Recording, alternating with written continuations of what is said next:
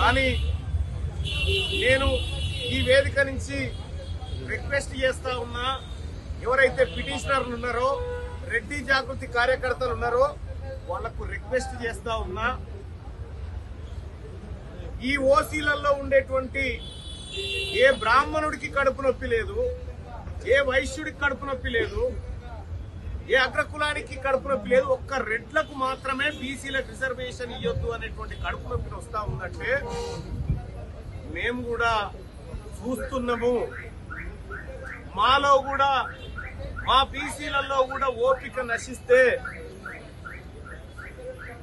పరిణామాలు తీవ్రంగా ఉంటాయి. మీ ఈడబ్ల్యూఎస్ రిజర్వేషన్ ను మేము అడ్డుకోలేదు. మీ సొమ్ము మీరు తినండి అని చెప్తా ఉన్నాము, మీ వాటా మీరు తినండి అని చెప్తా ఉన్నాము. కానీ మీది మీరు తినుకుంటూ మీ ఈడబ్ల్యూఎస్ కోటా 7-8% లేనటువంటి అగ్రవర్ణాలు ఈడబ్ల్యూఎస్ కోటా 10% ఇంప్లిమెంట్ చేసుకుంటారు.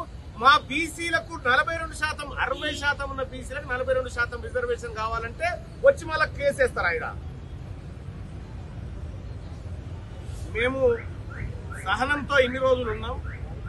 సరే, గౌరవ న్యాయస్థానం మా బీసీల పక్షాన నిలబడాలని కోరుకుంటా ఉన్నాం. ఆ GO Indira Sahani versus union of India case ముందు గాని, Krishnamurthy versus Maharashtra case triple test ముంగడ గాని నిలబడే జీవోనైతే కాదు.